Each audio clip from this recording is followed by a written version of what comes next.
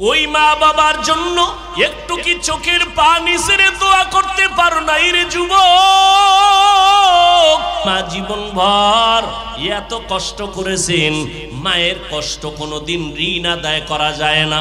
আল্লাহর বান্দাকে মা ডাকলেন, পাহাড়ের চূড়া থেকে সন্তান নেমে আসলো না, মা মনে কষ্ট পাইয়া বাসায় চলে গেল। কয়েকদিন পরে আবার অন্তরের মধ্যে তুফান, সন্তানের না দেখলে কলিজা ঠান্ডা হয় না। মা পাগলনির মতো চোখের পানি ছেড়ে কাঁদে, চোখে ঘুম নাই। আর একটা দিন দেখি আমার সন্তানের কাছে যাই, একটু সন্তানের চেহারাটা দেখতে পারিনি। মা বৃদ্ধা মানুষ, আবার সূর্যের গরমে রওয়ানা। হাঁটতে হাঁটতে গিয়া পাহাড়ের নিচে দাঁড়াইয়া রহমতের নবী হাদিস বর্ণনা করেন। আল্লাহর নবী বলেন, ও সাহাবায়ে কেরাম, ওই মহিলাটা সন্তানের পাগল হইয়া দ্বিতীয়বার আবার রওয়ানা। পাহাড়ের নিচে যাইয়া নবী নিজের হাত মোবারক, ডান হাতটা কপালের উপরে রাইখা ইশারা দিয়া বলে, মহিলাটা এভাবে হাত রাইখা পাহাড়ের উপরে তাকাইয়া দ্বিতীয় দিন সন্তানটারে আবার ডাকলেন, বাবা সহ্য করতে পারি না, একবার একটু দেখা দাও। আমি মায়ের চোখে ঘুম নাই, আমি যতবার চেষ্টা করি ঘুমানোর আমার চোখে ঘুম আসে না। ও সন্তান, একটা বার নিচে নাইমা আসো। সন্তানকে মা ডাকতেছেন, আজও সন্তান নামাজের ভেতরে দাঁড়ানো। নবীজি হাদিসে বলতেছেন, ওই মহিলাটা বারবার কষ্ট করে ডাকতেছি, সন্তান নামাজে দাঁড়ায় আজও চিন্তায় পড়ে গেল, আমি কি নামাজটা সারিয়া মায়ের ডাকে সাড়া দিয়া নিচে নামবো, নাকি আমার মাওলার সাথে আমি নামাজেই মশগুল হয়ে যাব। এভাবে কয়েকবার চিন্তা করিয়া আবেগ যুবক সন্তান ইবাদতের মজায় মগ্ন হইয়া নামাজটা সারে নাই। মা আজও নিরুপায় হইয়া কষ্ট পায় বাড়ির দিকে রওয়ানা। চোখের পানি ছেড়ে কাঁদে, আর নিয়ত করেছে আর আমি সন্তানের ডাকতে আসবো না। মনের কষ্ট নিয়ে মা বাসায় চলে গেলেন, কিন্তু মনেরে মানানো যায় না। যতই চেষ্টা করে মনকে আর থামানো যায় না। বিছানায় শয়ে ঘুমানোর জন্য মায়ের চোখে ঘুম আসে না। নবীজি হাদিস বর্ণনা করেন, রহমতের নবী বলেন, ওই মহিলাটা আবার কান্না করে করে এবার ফাইনাল একটা সিদ্ধান্ত নিল, আজকে তৃতীয়বারের মতো আমি যাব পাহাড়ের কিনারায়, আমার কলিজার সন্তানটাকে আমি একবার শেষবারের মতো ডাকবো দেখার জন্য। কারণ ওই সন্তানের চিন্তায় না আমার খানা আছে না ঘুম আছে। মা পাগলের মতো আবার রওয়ানা। তৃতীয়বারের মতো সন্তান দৌড়ায় ওই পাহাড়ের চূড়ায় ইবাদত করে। মা বৃদ্ধা মানুষ কষ্ট করে করে জঙ্গলের কিনারা দিয়া পাহাড়ের কিনারায় গিয়া হাজির। আর সূর্যের গরমে এতটাই কষ্ট, ঘাম পড়তেছি। আম্মা জান পাহাড়ের সন্তানটারে ডাকতেছে, বাবা একটা বার আসো। দুইবার আসিয়া ফেরত গেলাম, আজকে ফিরাইয়া তুমি আমারে দিও না, একটু দেখা দাও। আমি তোমার চেহারাটা দেখলে আমার কলিজা ঠান্ডা হয়ে যাবে। সন্তান আজও নামাজের ভেতরে দাঁড়ানো, মা যে ডাকতেছে নামাজের মধ্যে, বাপ সন্তান মায়ের ডাক শুনতেছি, কিন্তু চিন্তায় পড়ে গেল, আমি কি নামাজ সারিয়া মায়ের ডাকে সাড়া দিব, নাকি নামাজেই মশগুল হয়ে যাব। আল্লাহর বান্দা ইবাদতের মজা পাইয়া আজও সিদ্ধান্ত নিল, নামাজ আমি ছাড়বো না, মায়ের ডাকেও সাড়া দিব না।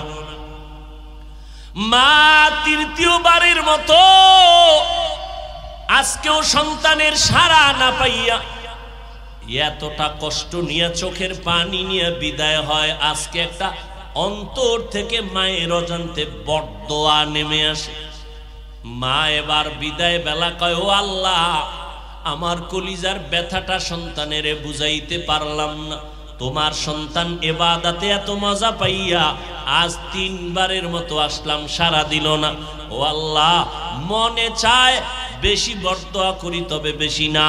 আজকে একটা কথা তোমার কাছে ফরিয়াদ করি, আল্লাহ, ওরে জেনাকারিনী একটা মহিলার চেহারা না দেখাইয়া ওরে মরণ দিবা না। মায়ের দোয়া আরশে আজিমে চলে গেছে। 3 দিন সন্তানের আশায় দেখা করতে, সেও সন্তান দেখা দিল না।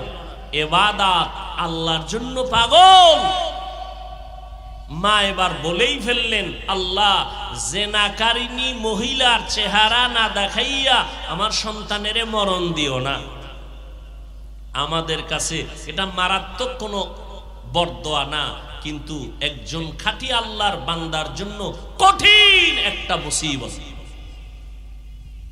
মা যদি বলতেন যে জিনা না করাইয়া কবরে নিও না, তো আরো কঠিন হয়ে যাইত।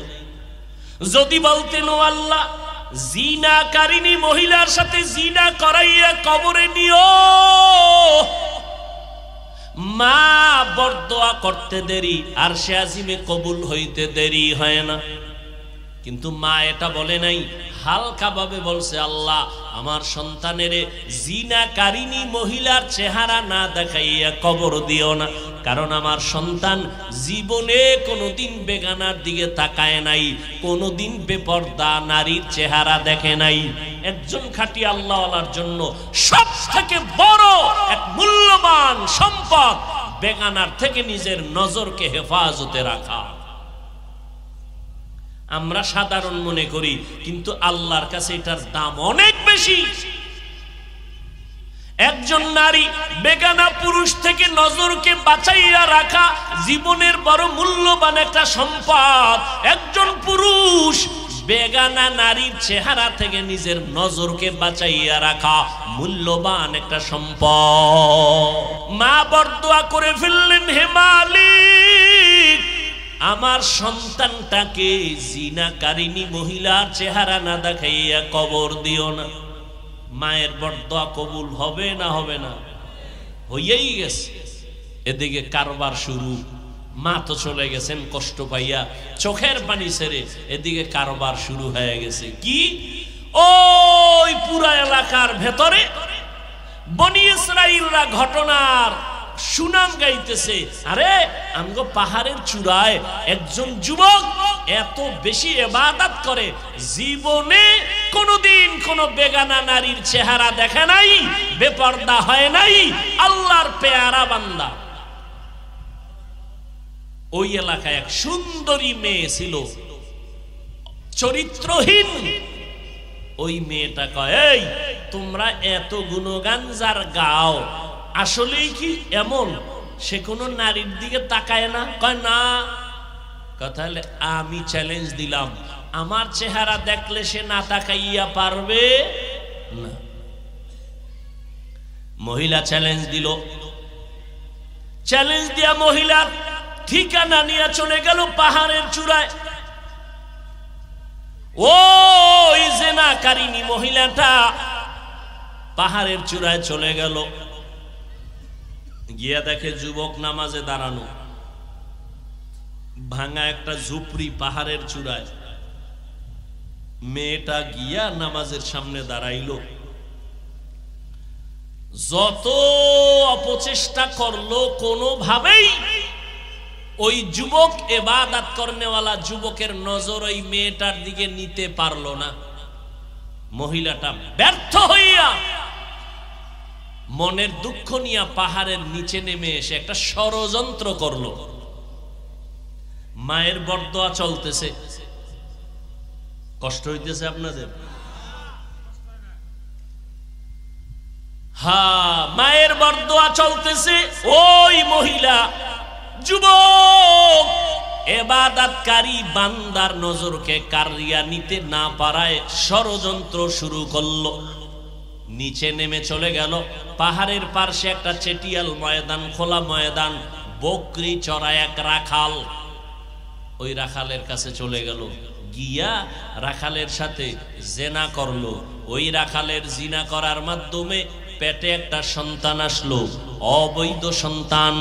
এই সন্তানটা দুনিয়াতে যখন ভূমিষ্ঠ হয়ে গেল, এই নারীটা এত বড় খারাপ একটা নারী, দুনিয়ার পুরুষগুলোকে ধ্বংস করার জন্য যত লাইনে ষড়যন্ত্র আছে, এর মধ্যে বড় একটা ষড়যন্ত্র বেপর্দা নারী। এই নারীটা জিনা করছে কার সাথে বলেন?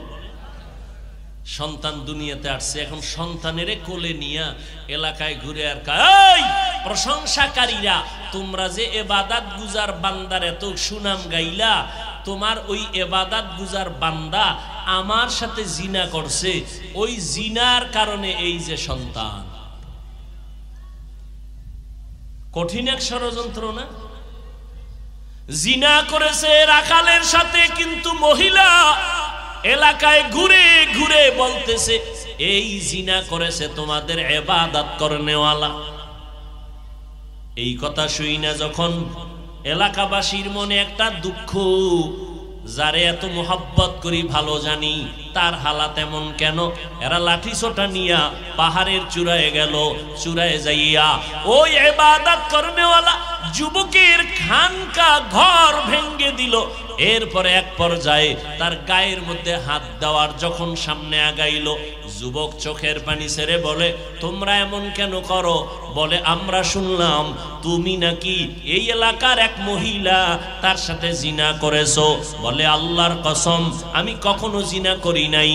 বলে ওই মহিলার পেটের বাচ্চা কোলে আসছে, মহিলা বলতেছে ওই বাচ্চা নাকি তোমার জেনার বাচ্চা। এবার বলে আল্লাহর বান্দা বলে মহিলাকে বাচ্চা সহ আমার কাছে হাজির করো। মহিলা যদি বলতে পারে যত বিচার হবে আমি বিচার মেনে নিব। লোকেরা চলে গেল, ওই জেনাকারিনী মহিলাকে বাচ্চা সহ তার সামনে হাজির।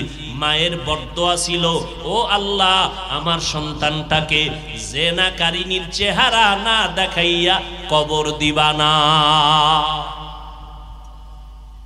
সন্তানটা নিয়ে যখন হাজির হয়ে গেল, এলাকার হাজারো মানুষ সেখানে হাজির। যুবক ওই ইবাদতখানায় 2 রাকাত নামাজ পড়ে মাওলার কাছে কান্না শুরু করলো আর বলে ও মালিক দয়া করে আমাকে মাফ করে দাও। আজ আমার উপর একটা মিথ্যা অপবাদ চলে আসছে, তুমি ছাড়া আমার আপন কেউ নাই। আমার মনে হয় মায়ের সাথে কোনো না কোনো উপায় একটু কষ্ট দিয়েছি, তুমি বুঝি বেজার হয়ে গেছো, তুমি আমাকে উদ্ধার করো, বাঁচায়া দাও। এমন ভাবে কান্না করে ইবাদত করনেওয়ালা যুবক আল্লাহর কাছে দোয়া করে এবার নিচের দিকে নামলো। জেনাকারিনী মহিলাটা বাচ্চা নিয়ে হাজির হলো, হাজারো মানুষ, এলাকার মানুষ হাজির। এইবার মহিলা বলে, জিনাকারিনী মহিলা আল্লাহর বান্দার দিয়ে নজর করে বলে তুমি আমার সাথে জিনা করেছো। বলে তাই নাকি? মিথ্যা কথা বলো। কয় না, এই বাচ্চাটা তোমার আমার জেনার কারণে হয়েছে। আল্লাহর বান্দা ওই মহিলার দিকে তাকাইয়া বলে বাচ্চাটা আমার কোলের মধ্যে দাও। আল্লাহর ইবাদত করনেওয়ালা বান্দা বাচ্চাটারে কোলের মধ্যে নিয়া আল্লাহর দিকে তাকায় বলে আল্লাহ তুমি কুদরতের ফয়সালা দাও। এই কথা বইলা দুধের বাচ্চাটারে ডাক দিয়া কয় বাচ্চা তুমি বলো জবান খুইলা তোমার বাবাকে। আল্লাহ কুদরতের দ্বারা বাচ্চাটার জবান খুলে দিয়েছে। বাচ্চাটা ডাক দিয়া বলে আমার বাবা হলো পার্শ্বে বকরির রাখাল, পাশে বকরির রাখাল হলো আমার বাবা। আল্লাহ তাআলা যুবকের কুদরতি ভাবে বাঁচাইয়া দিয়েছেন। যুবকের সম্মান এলাকার মানুষ নষ্ট করতে চাইলো, পারলো না। ওই জেনাকারিনী নারী চাইলো, নষ্ট করতে পারলো না। আল্লাহ যাকে হেফাজত করবেন, দুনিয়ার হাজারো ষড়যন্ত্রকারীরা কোনোদিন তার সম্মান নষ্ট করতে পারবে না। বরং কেউ যদি অপবাদের তুলনায় ষড়যন্ত্র করে, আল্লাহ ওদের ধ্বংস করবেন, আল্লাহর প্রিয় বান্দাকে হেফাজত করবে। বিপদটা আইলো কেন? এটা একটা বিপদ না? কেন আসছে বলেন? এই জন্য নবী বলেন 2টা অপরাধ আছে দুনিয়ায়। একটা হলো জুলুম, এই জুলুম করলে শাস্তি হবে দুনিয়ায় মরার আগে। আর একটা অপরাধ হলো মা বাবার সাথে বেয়াদবি। মা বাবার সাথে যদি বেয়াদবি করো, এর শাস্তিটাও দুনিয়াতে চলে আসবে। ও এলাকার মুসলমানেরা, ও বৃদ্ধ বাবাজিরা, ও পর্দার আড়ালের আম্মা জানেরা, ও যুবকেরা, কয়দিন আর দুনিয়াতে বাঁচবারে বাবা? ওই মা বাবার দোয়া নিয়ে সামনে আগাও, আল্লাহর কাছে তওবা করো। রমজান পাইয়াও নামাজ ঠিক মতো পড়তে পারলা না রে বাবা। আজকে তাকায়া দেখো, আমরা যে এত কষ্ট করে বয়ান করি, সারা দেশে দৌড়াই 12 মাস, আমরা তো এই কথা বলি না টুপি মাথায় না দিলে জাহান্নামে যাইবা, স্কুল কলেজে পড়লে জাহান্নামে যাইবা, একবারও বলি না তাবলিগে না গেলে জাহান্নামে যাইবা, বলি না।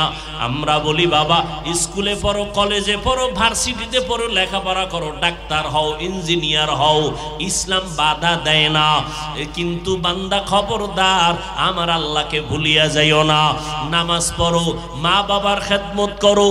ও যুবকেরা, তোমার মতো কত যুবক স্কুল কলেজে পড়িয়াও 5 বেলার নামাজ পড়ে আছে না নাই? তোমার অন্তরকে জিজ্ঞাসা করো, তুমি কেন পারবা না রে বাবা? ও যুবক, তোমার মতো কত যুবক র্যাব, আর্মি, পুলিশ, বিডিআরের চাকরি করে নামাজ ছাড়ে না, তুমি কেন পারবা না রে বাবা? তোমার মতো যুবক নদীর মধ্যে মাছ ধরে নামাজ ছাড়ে না, তুমি কেন পারবা না? আল্লাহর ভয় অন্তরে জমা করে নাও। আমার কবরে আমি যাব, তোমার কবরে তুমি যাইবা, আমার জবাব আমি দিব, তোমার জবাব তুমি দিবা। কিন্তু খবরদার, আমি বুঝায় গেলাম পায়ে ধরিয়া, আল্লাহর মোহাব্বত নিয়ে যাও। কোনো পীর তোমার কবরে গিয়া সহযোগিতা করবে না, কোনো বক্তা, কোনো মাওলানা গিয়া সহযোগিতা করবে না। সাদা কাফনের 3টা সাদা কাফনের প্যাকেট হয়ে কবরে একা পড়ে থাকতে হবে। ও যুবক বাবারা, তোমার মতো যুবক তাকায় দেখো, স্কুল কলেজে পড়ে, চাকরি করে, ব্যবসা করে, নামাজ ছাড়ে না। ও আল্লাহর বান্দা মুরব্বীরা, আপনাদের মতো কত পুরা মানুষ লাঠি হাতে নিয়া আল্লাহর ঘর মসজিদে গিয়া 5 বেলার নামাজ পড়ি, আপনারা বুড়া হইয়া কেন পারেন না? আল্লাহর কাছে কি জবাব দিবেন চিন্তা করেন। ও পর্দার আড়ালের আম্মা জানেরা, আপনারা নবীর স্ত্রী আয়েশা রাদিয়াল্লাহু তাআলা আনহার মতো দামি নারী, ফাতেমা রাদিয়াল্লাহু আনহার মতো দামি নারী, এরে আম্মা জান, আপনারা ইসমাঈল নবীর মা হাজেরা আলাইহিস সালামের মতো দামি নারী, এরে আম্মা জান, আপনারা ঈসা নবীর মা মারিয়াম আলাইহিস সালামের মতো দামি নারী। এই দুনিয়াতে এক বড় বেঈমানের নাম আমি বয়ানের শুরুতেই বলেছিলাম, নাম ফেরাউন। ওই ফেরাউনের ঘর এত বড় বেঈমান ফেরাউন, তার ঘরে স্ত্রীর নাম জানেননি? নাম কি? আসিয়া। ও পর্দার আড়ালের আম্মা জানেরা, এত বড় বেঈমান ফেরাউন, কোরআন শরীফে যার নাম আসছে, এত বড় বেঈমানের ঘরে তার আপন স্ত্রী আসিয়া এত বড় দামি নারী হয়ে গেল। আল্লাহর নবী বলেন, কিয়ামতের ময়দানে জান্নাতের ভেতরে আমি নবীর সাথে আসিয়ার সাথে বিবাহের বন্ধন হয়ে যাবে। ফেরাউনের ঘরে থাইকা আসিয়া এমন আল্লাহ পাকের পেয়ারা বান্দি হয়ে গেলেন। একদিন ফেরাউন দাঁড়ানো, আসিয়ার হাতের থেকে যেন কি পড়ে গেল, আসিয়া অজান্তে আল্লাহর নাম জবানে বলল। ফেরাউন ডাক দিয়া কয়, আসিয়া তুমি কার নাম বললা?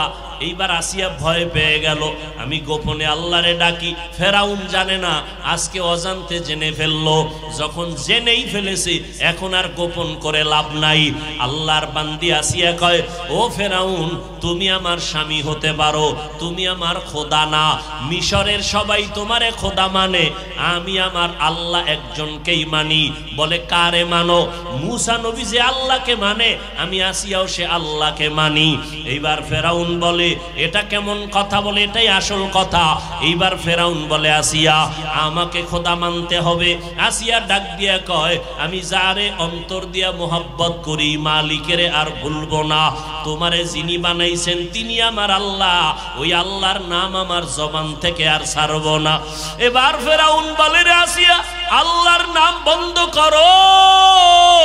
আসিয়া ডাক দিয়া কয়, জীবনটাও যদি দেওয়া লাগে দিয়া দিব, তারপর আমি আমার মালিকের ভুলবো না। ফেরাউন এইবার দীর্ঘ টাইম অনেক বুঝানোর পরে ব্যর্থ হইয়া আসিয়াকে বলে, আসিয়া রেডি হও, তোমাকে শুলিবিদ্ধ করব, ফাঁসিতে ঝুলাইয়া দিব। আসিয়া বলে, ভয় দেখায় লাভ নাই, আমি ফাঁসির মঞ্চেও যাইতে রাজি, আল্লাহকে ভুলতে রাজি না। আসিয়াকে যখন এই সুসংবাদ দিয়া কঠিন ভাবে এলান করলো, হাজারো লাখো মানুষ মিশরের জমিনে হাজির হয়ে গেল। ফেরাউন খোদার স্ত্রীকে ফাঁসি দেওয়া হবে, শুলিবিদ্ধ করা হবে, ফাঁসির মঞ্চ রেডি হয়ে গেল।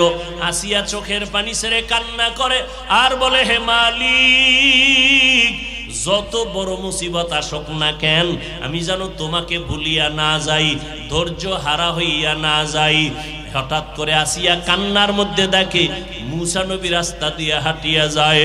আসিয়া ডাক দিয়া কয়, ও নবী মুসা, আপনি জানেননি আমার উপরে কেমন বিপদ চলে? কয় জানি। বলে জানলে একটু বলবেননি? আপনি তো মাঝে মাঝে আল্লাহর সাথে কথা বলেন। বলে হ্যাঁ বলি। বলে আমার এখন ফাঁসির মঞ্চ রেডি, আপনি একটু আমাকে সংবাদ দেন, আমার আল্লাহ এই মুহূর্তে আমার উপরে রাজি নাকি বেজার? মুসা নবী ডাক দিয়া কয়, রে আসিয়া, কোনো পেরেশানি করবা না, আল্লাহ তোমার উপরে এই মুহূর্তে অনেক খুশি, তুমি ধৈর্য ধারণ করো। আসিয়া এই কথা শুনিয়া আসমানের দিকে তাকাইয়া বলে, হে মালিক, আজ আবার ফাঁসি হয়ে যাবে, তোমার কাছে আমার একটা দাবি হলো। ক্বালাত রব্বি বিনিলি ইনদা বাইতিকাল মুহাররম।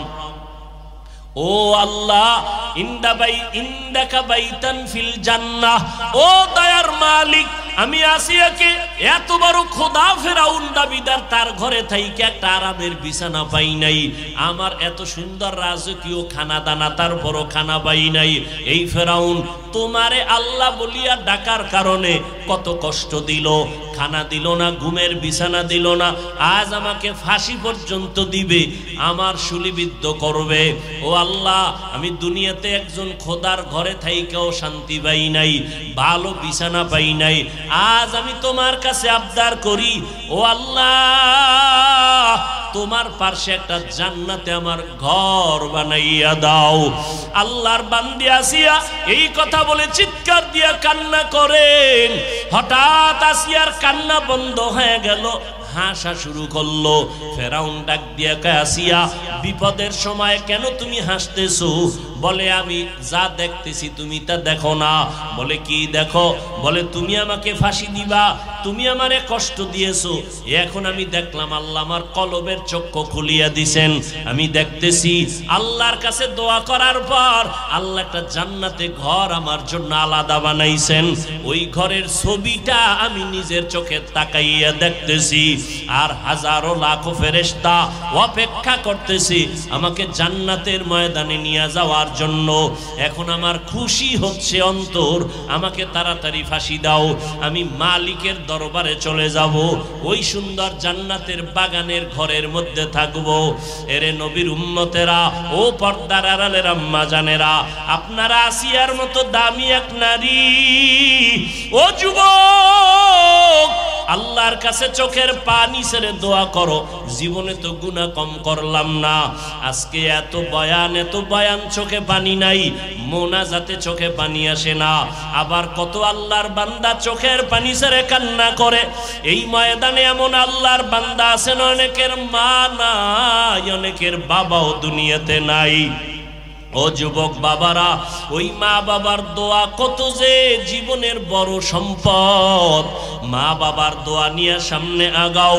ও পর্দার আড়ালের আম্মা জানেরা, সন্তানকে কলিজা দিয়া দোয়া করবেন, সন্তানটাকে আদর্শ ডাক্তার বানায় যাবেন, সন্তানটাকে আদর্শ ইঞ্জিনিয়ার বানায় যাবেন। আপনার আদর্শ দিয়া সন্তান আদর্শওয়ালা হবে, আপনার আদবের আদর্শ দিয়া সন্তান আদবওয়ালা হবে, আপনার ব্যবহার দিয়া সন্তান ভালো ব্যবহার বলা হয়ে যাবে। ও যুবকেরা, যাদের মা নাই, যাদের বাবা নাই, কবরের কিনারায় যাইয়া চোখের পানি ছেড়ে দোয়া করিও। ওই মা বাবার জীবনের গুনার জন্য আল্লাহর কাছে চোখের পানি ছেড়ে দোয়া করো। আল্লাহর কাছে দোয়াটা করতে দেরি, কবুল হতে দেরি হবে না। যাদের মা বাবা নাই, চোখের পানি ছেড়ে দোয়া করো, কবর জিয়ারত করো।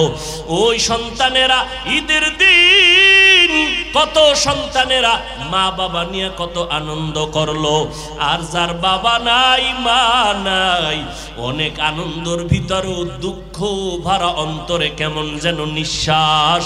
সব পাইলাম, বাবাকে আমার কাছে পাইলাম না, সবাইরে কাছে পাইলাম, মাকে কাছে পাইলাম না। ও মা হারা বাবা হারা সন্তান, ওই মা বাবার জন্য চোখের পানি ছেড়ে দোয়া করো। আর যার মা বাবা বেঁচে আছে, ও বাবারা, ওই মা বাবা বেঁচে থাকলে এখন গিয়া দোয়া চাই।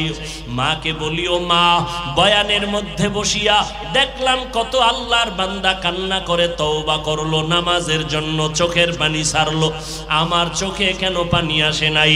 আল্লাহ বুঝি গুনার কারণে বেজার হয়ে গেছে। মা তুমি আমার মাথায় হাত দিয়া দোয়া করিয়া দাও, তুমি যদি দোয়া করো আমার মাওলা তোমাকে কবুল করবেন। আল্লাহর ইবাদতের মাধ্যমে তাদের ক্ষুধা নিবারণ হয়ে যায়। ওই যুবক পাহাড়ের চূড়ায় বসে ইবাদত করে, ঘরের মধ্যে আম্মা জান বৃদ্ধা মানুষ, মা সারা ঘরের মধ্যে কেউ নাই, ওই মা একা একা ঘরে আছেন। যুবক ছেলেটা ইবাদতের জন্য পাহাড়ের চূড়ায় চলে গেল। আম্মা জানেরা ও ভালো করে শুনেন, কেমন মায়ের কেমন সন্তান।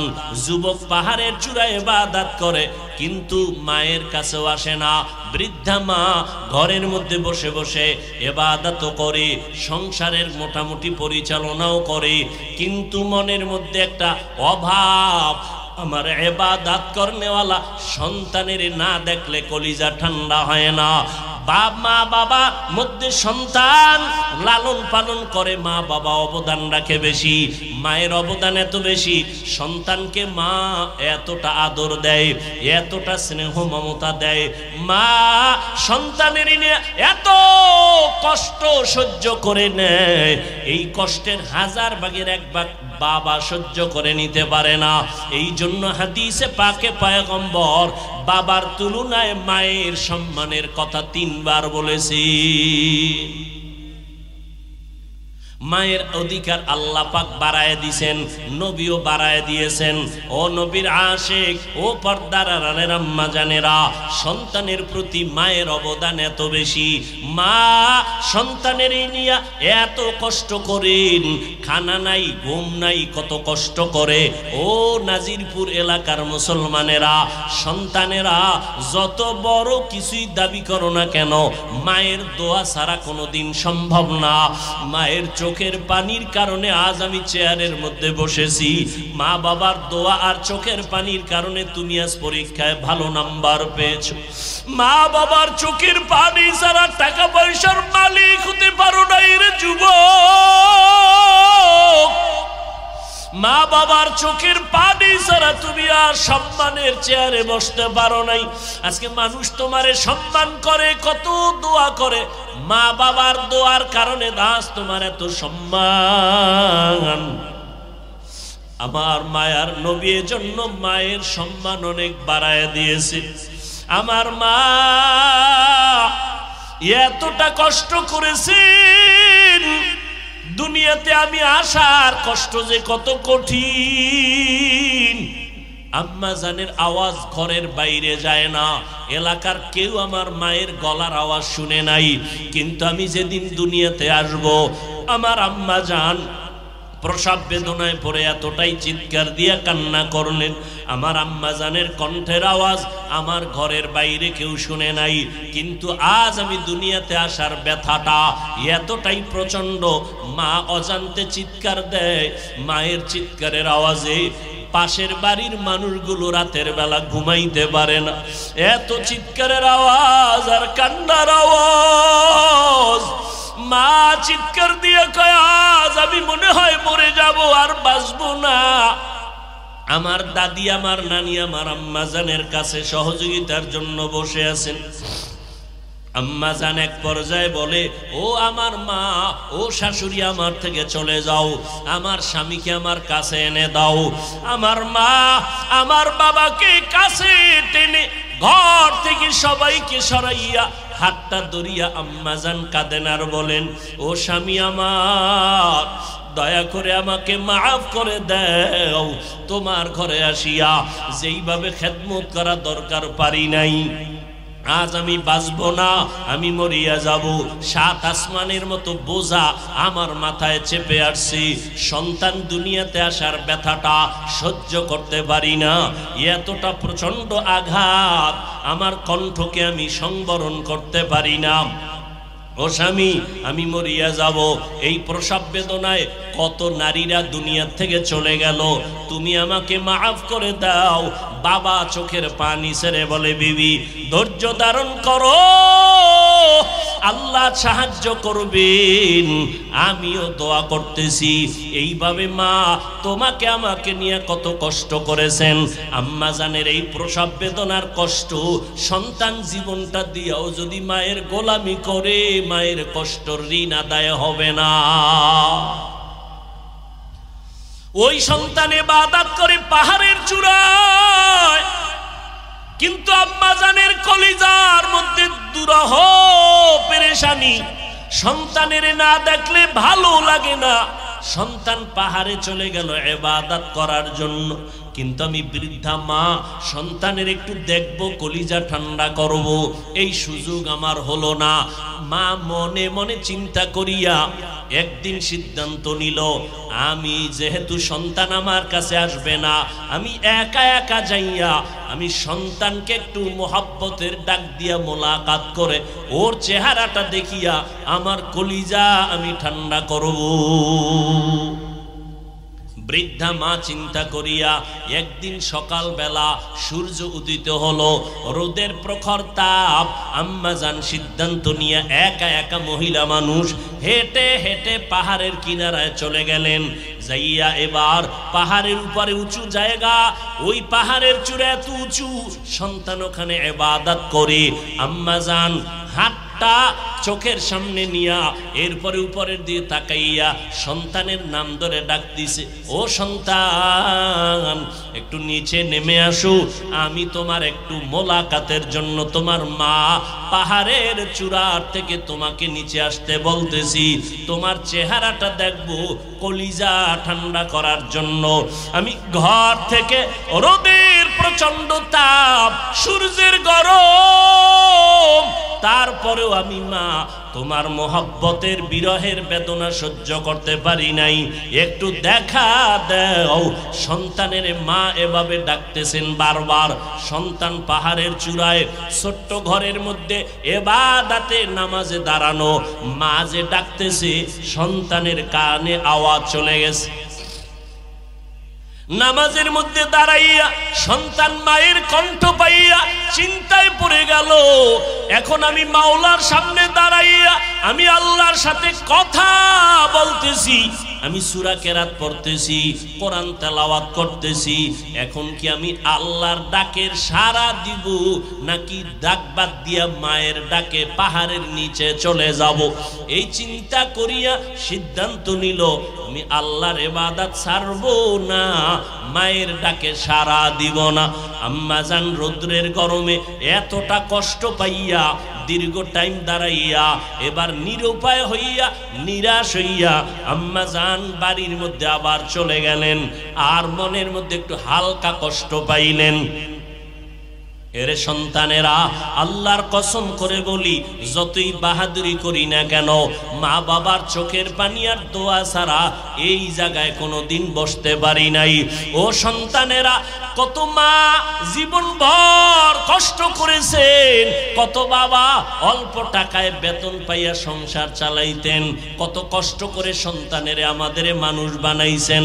আব্বা জানের মাঝে মাঝে মনে চাইতো ইলিশ মাছ দিয়া খানা খাবে, কিন্তু ইলিশ মাছ কিনার মতো টাকা ছিল না। মনের দুঃখ নিয়েই আজ কবরে চলে গেলেন। আম্মা জানের মনে চাইতো আঙ্গুর বেদানা খাবে, কেনার মতো টাকা নাই, আম্মা জান খেতে পারে নাই। আজকে তুমি সন্তান ওই মা বাবাকে দাফন করে কবরে রাখিয়া তুমি আজ আরামে, কত আরামে খাও আর ঘুমাও। তোমার ফ্রিজে ফলের অভাব নাই, মাছের অভাব নাই, তোমার ফ্রিজে ভরা মাছ, তোমার ঘরের মধ্যে ফল ভরা, কিন্তু কি লাভ হবে? যেই মা বাবা ফল খাওয়ার আফসোস করলেন, মাছ খাওয়ার আশা করেছিলেন, আজকে তারা সাদা কাপনের প্যাকেট হয়ে কবরে পড়ে আছি। ওই মা বাবার জন্য একটু কি চোখের পানি ছেড়ে দোয়া করতে পারো নাই রে যুবক? যেই মা বাবা তোমার আমার জন্য এত চোখের পানি ফেললেন, যেই মা বাবা তোমার আমার জন্য এত কষ্ট করলেন, জীবন ভর তুমি আমি যদি মা বাবার গোলাম হয়ে কাজ করি, ঋণ আদায় করা যাবে না। জীবনের মূল কষ্ট মায়ের প্রসব বেদনা,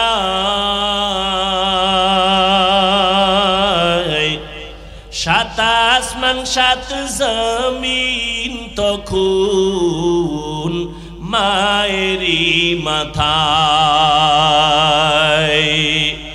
জীবনের মূল কষ্ট মায়ের প্রসব বেদনা,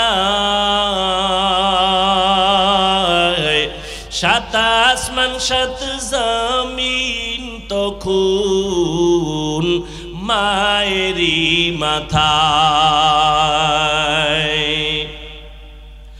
আমার সুন্দর মুখ দেখে মায়ের, আমার সুন্দর মুখ দেখে মায়ের ব্যথা যায় দেয় হাসাইয়া।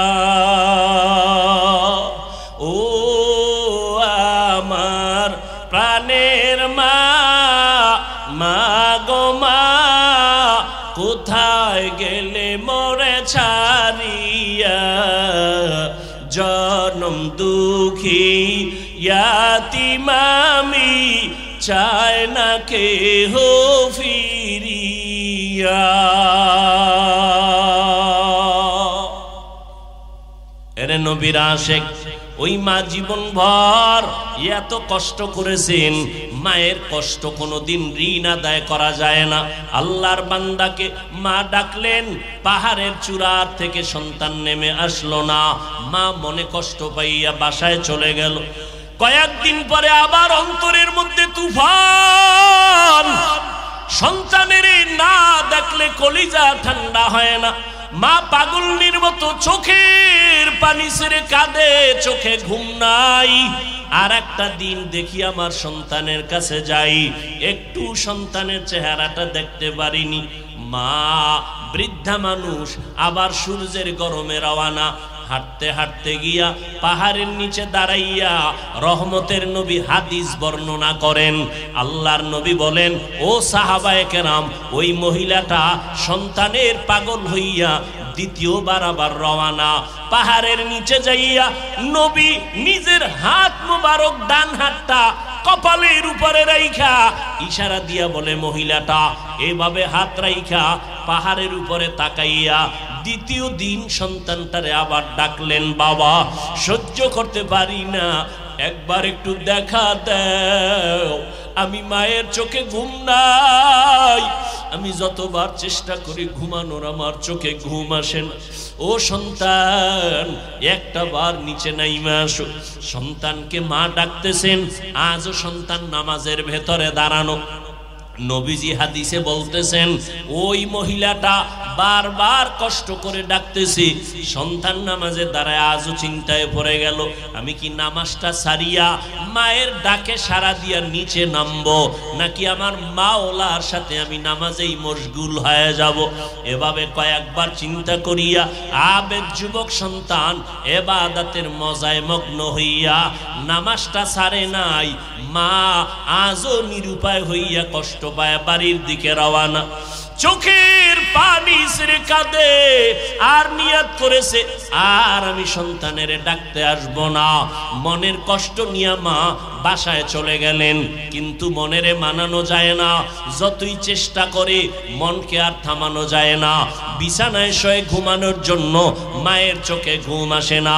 নবীজি হাদিস বর্ণনা করেন, রহমতের নবী বলেন, ওই মহিলাটা আবার কান্না করে করে এবার ফাইনাল একটা সিদ্ধান্ত নিল, আজকে তৃতীয়বারের মতো আমি যাব পাহাড়ের কিনারায়, আমার কলিজার সন্তানটাকে আমি একবার শেষবারের মতো ডাকবো দেখার জন্য। কারণ ওই সন্তানের চিন্তায় না আমার খানা আছে না ঘুম আছে। মা পাগলের মতো আবার রওয়ানা।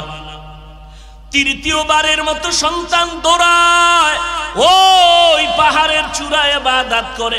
মা বৃদ্ধা মানুষ কষ্ট করে করে জঙ্গলের কিনারা দিয়া পাহাড়ের কিনারায় গিয়া হাজির। আর সূর্যের গরমে এতটাই কষ্ট, ঘাম পড়তেছি। আম্মা জান পাহাড়ের সন্তানটারে ডাকতেছে, বাবা একটা বার আসো, দুইবার আসিয়া ফেরত গেলাম, আজকে ফিরাইয়া তুমি আমারে দিও না, একটু দেখা দাও, আমি তোমার চেহারাটা দেখলে আমার কলিজা ঠান্ডা হয়ে যাবে। সন্তান আজও নামাজের ভেতরে দাঁড়ানো, মা যে ডাকতেছে নামাজের মধ্যে, বাপ সন্তান মায়ের ডাক শুনতেছি, কিন্তু চিন্তায় পড়ে গেল আমি কি নামাজ সারিয়া মায়ের ডাকে সাড়া দিব নাকি নামাজেই মশগুল হয়ে যাব। আল্লাহর বান্দা ইবাদতের মজা পাইয়া আজও সিদ্ধান্ত নিল নামাজ আমি ছাড়বো না, মায়ের ডাকেও সাড়া দিব না। মা তৃতীয়বারের মতো আজকেও সন্তানের সাড়া না পাইয়া এতটা কষ্ট নিয়ে চোখের পানি নিয়ে বিদায় হয়। আজকে একটা অন্তর থেকে মায়ের অজান্তে বড়দোয়া নেমে আসে। মা এবার বিদায় বেলা কয়, ও আল্লাহ আমার কলিজার ব্যথাটা সন্তানের বুঝাইতে পারলাম না, তোমার সন্তান ইবাদতে এত মজা পাইয়া আজ তিনবারের মতো আসলাম, সারা দিল না। ও আল্লাহ মনে চায় বেশি বরদোয়া করি, তবে বেশি না। আজকে একটা কথা তোমার কাছে ফরিয়াদ করি, আল্লাহ ওরে জেনাকারিনী একটা মহিলার চেহারা না দেখাইয়া ওরে মরণ দিবা না। মায়ের দোয়া আর সে আজিমে চলে গেছে। 3 দিন সন্তানের আশায় দেখা করতে, সেও সন্তান দেখা দিল না। ইবাদত আল্লাহর জন্য পাগল। মা এবার বলেই ফেললেন, আল্লাহ জেনাকারিনী মহিলার চেহারা না দেখাইয়া আমার সন্তানের মরণ দিও না।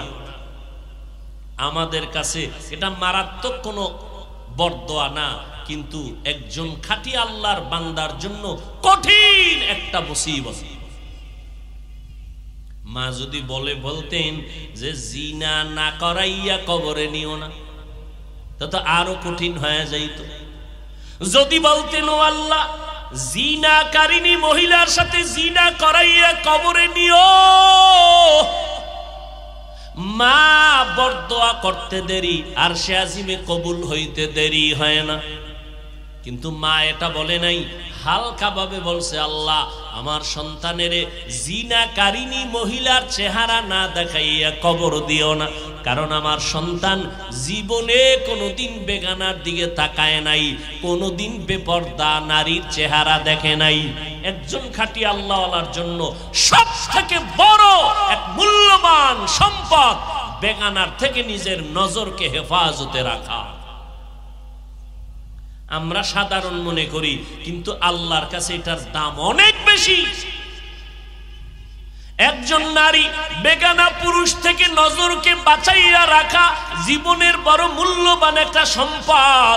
একজন পুরুষ বেগানা নারীর চেহারা থেকে নিজের নজরকে বাঁচাইয়া রাখা মূল্যবান একটা সম্পদ।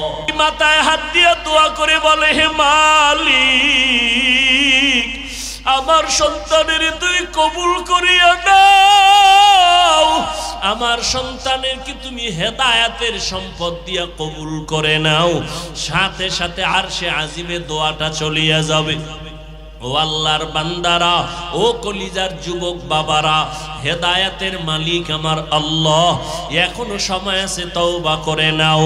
মনে মনে আল্লাহকে ডাকো আর বলো, হে আল্লাহ, মরিয়া গেলে যাব আর নামাজ ছাড়বো না, বেপরদায় চলবো না, মা বাবাকে কষ্ট দিব না, নবীর তরিকার বাহিরে চলবো না, ওলামায়ে কেরামের পরামর্শ নিয়া নবীর সুন্নাত অনুযায়ী চলবো। তওবা সবার কপালে নসিব হবে না, আল্লাহ যাকে কবুল করবেন সেই তওবার দরজায় ফিরে আসতে পারবে। ও পর্দার আড়ালের আম্মা জানেরা, আপনারাও তওবা করেন, আর জীবনে নামাজ ছাড়বেন না, বেপরদায় চলবেন না, মা বাবার জন্য দোয়া করবেন, মা বাবার দোয়া নিয়ে চলবেন, যারা নাই তাদের জন্য কোরআন পড়ে দোয়া করবেন, আর স্বামীর মাল হেফাজত করবেন, স্বামীর খেদমতের জন্য নিজেকে নিয়োজিত রাখবেন, সন্তানগুলোকে আদর্শ মানুষ বানাবেন, কোরআন পড়াইয়া ডাক্তারি পড়াবেন, কোরআন পড়াইয়া ইঞ্জিনিয়ারিং পড়াবেন। আল্লাহর মোহাব্বত নিয়ে যদি পড়াইতে পারেন, দুনিয়া থেকে বিদায়ের পর এই সন্তান ডাক্তার হইয়াও আপনার জন্য দোয়া করতে ভুলবে না, এই সন্তান ইঞ্জিনিয়ার হইয়াও আপনার জন্য দোয়া করতে ভুলবে না। ও আল্লাহর বান্দিরা, ও বৃদ্ধ বাবাজিরা, ও যুবকেরা, তওবা করার মতো যদি অন্তর তৈরি হয়, মুনাফিকি দুর্বলতা যদি অন্তরে না থাকে, যাদের অন্তরে তওবার নিয়ত আছে, আর নামাজ ছাড়বো না, বেপরদায় চলবো না, মা বাবারে কষ্ট দিব না, নবীজির তরিকা মেনে উলামায়ে কেরামের পরামর্শ নিয়ে চলবো, তওবা করার মতো যদি পাক্কা নিয়ত কারো অন্তরে থাকে, দুটো হাত আমার আল্লাহকে দেখাইয়া দেই। আয় আল্লাহ, আমাদের তওবা কবুল করে নেন। আয় আল্লাহ, আমাদের জীবনের গুনাহ মাফ করে দেন। আয় আল্লাহ, আমরা যারা হাত তুলেছি কাউকে খালি ফিরাইয়া দিয়েন না, মেহেরবানি করে মরণ পর্যন্ত তওবার উপরে মজবুত হইয়া চলার তৌফিক দান করেন।